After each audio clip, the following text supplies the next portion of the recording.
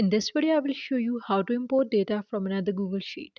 So for this, open the Google Sheet where you want to import data. Now you have to use the formula. For this, click on the formula bar at the top and type the following formula is equal to import range, parentheses, inverted commas, and after this inverted comma, what you have to do is copy the URL of the sheet that you want to import and paste that URL over here.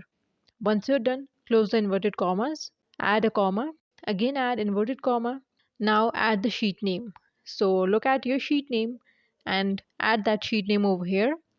After that, add exclamatory mark. Now enter cell range, sheet cell range with the specific sheet name and the cell range.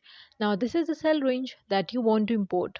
Then close inverted commas and add parentheses and then click enter.